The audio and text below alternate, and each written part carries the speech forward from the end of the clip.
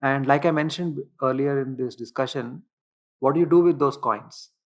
Right? That's where CRED excels, because they have a large variety of things that you can do with those 1,000 coins. You can buy things for yourself, you can donate to charity, you can maybe take part in some global environmental causes, you can plant a tree, whatnot. I know my father donated some of his CRED coins to plant trees somewhere. So everybody can use their coins in the way that is most meaningful to them, which is awesome. The second thing that I like in CRED, which also, according to me, falls under gamification, is their very simple notification which tells you how fast your credit card payment happened.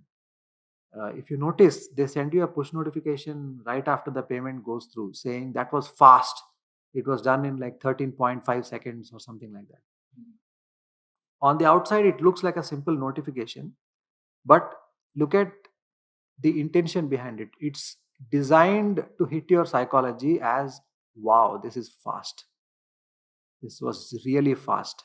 Although we don't know how fast other apps are, right?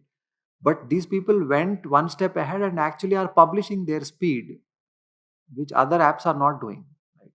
Right. So I feel that that's another way to make a psychological impact on your users. Now you feel credit is fast and you don't even have a benchmark because no one else is saying anything. So you would rather believe that credit is the fastest. Yes, yes, yes. What is your take on food tech like Swiggy and Zomato? Are they a good industry in 2023 to explore gamification? Or if they already have, like, how do you see that growing? Yes, I don't know how I left that out, but Swiggy and Zomato certainly have entered gamification already. For example, the Swiggy Super is a good example of gamification, although it doesn't look like it. It looks like a membership program, something like Amazon Prime. Right, right, But the thing is that there is good evidence in the case of Amazon that people who subscribe to Prime actually buy more products, right? Somehow the fact that free shipping, it plays on them so much that it makes them order more. It never occurs to them that they're spending more money ordering more things, but they love the fact that it is free shipping. Okay, and isn't that psychological in its essence, right? The same thing with Swiggy Super. Just because they say, and they emphasize it, they say no delivery fees even in peak time, right? So they are basically selling your own decision back to you, saying what an awesome decision you made, right? That's creating a psychological impact.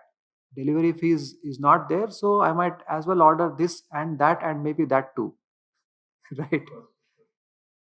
especially after COVID, you see like these food tech companies have grown massively, and the implementation of gamification has directly impacted them. Yeah, and have you noticed also the other thing, Kaustuv, that when you order items from a restaurant which you already order, you don't find that many coupons in Swiggy.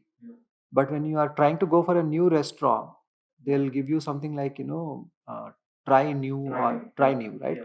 I love that. And it kind of made an impression on me. And look at how awesome that is because it's making me try out more restaurants through Swiggy. Right. So I feel more warm towards Swiggy, that through you I've got to know about more restaurants, I've tried more dishes. So there is now more of a relationship between me and Swiggy. And I also love the fact that they gave me 100 rupees off or whatever, right? Right. At the same time, it provides a platform for new restaurants to promote their products. Possibly, they might cancel the offer later on, Yeah, but they'll recover. definitely like places that have recently opened, it provides a good platform for them also to grow. Yeah. So you look at it again, the psychological impact is really clear there, right? So this is why I would consider it also as a very cleverly done gamification.